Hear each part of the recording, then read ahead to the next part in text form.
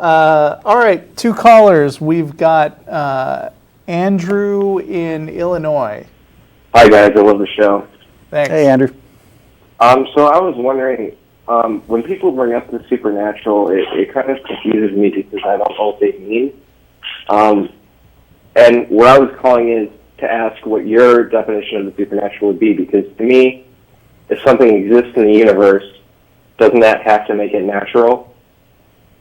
I mean, we could come up with definitions for you, but sure. We're not the people who believe that stuff. So have you tried just when somebody tells you about supernatural things, just ask them what specifically they mean?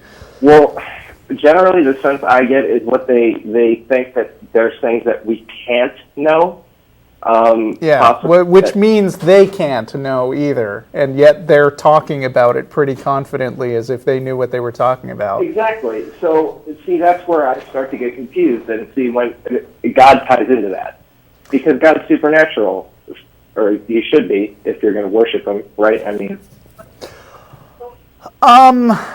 I mean, allegedly supernatural is stuff that exists outside the natural universe, but then discussions always come up about if it's completely outside the supernatural universe, then how does it interact with or affect anything that is natural, so to speak?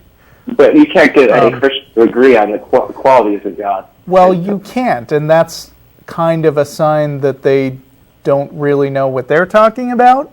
You know what I mean?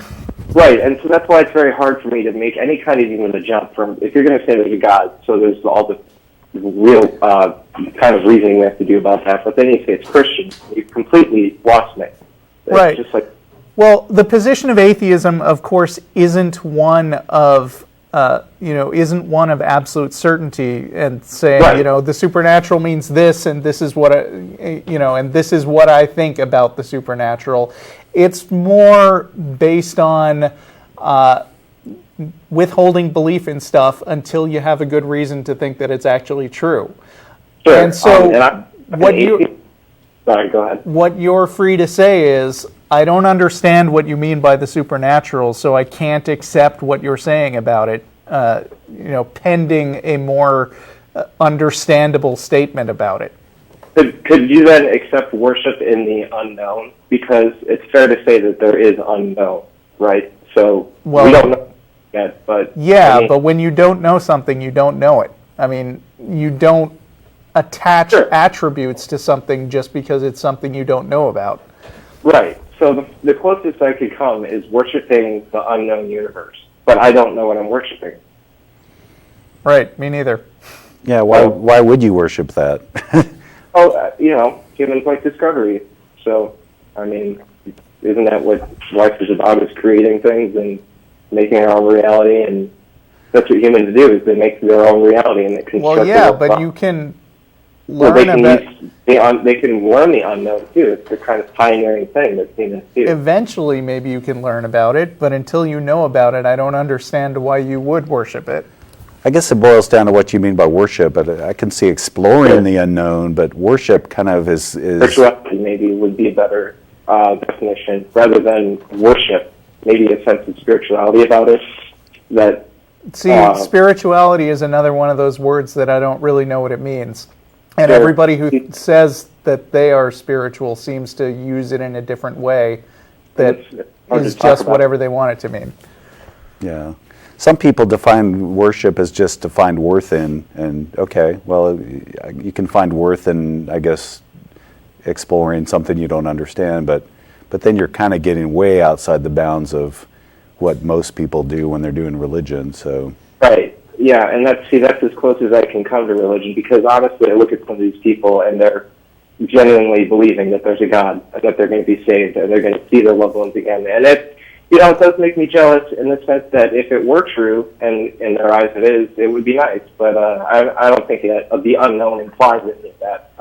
But I think that there is a sense of wonder that they get in God as well. or in their God. So I think that at least we can have wonder in the unknown. Yeah, but I don't think that atheists lack a sense of wonder. It's just that we try to be a little more pragmatic about it. I was just looking up a quote from Douglas Adams recently, the author of The Hitchhiker's Guide to the Galaxy, who said, isn't it enough to look at a garden and understand that it's beautiful without having to believe that there are fairies hiding in the bottom of it?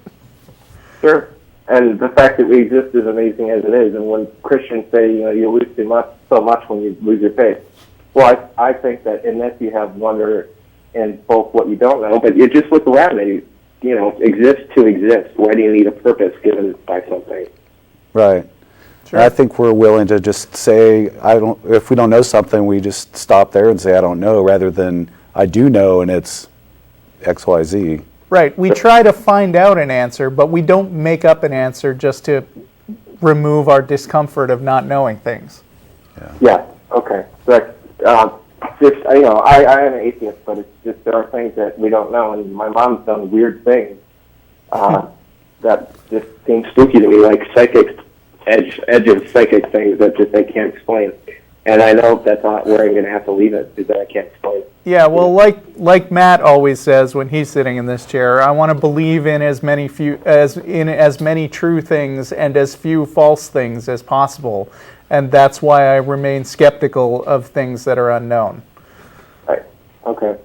Well, thanks for clearing that up for me. Some of those definitions, even though we didn't really get to define anything, at least kind of see where we're at there.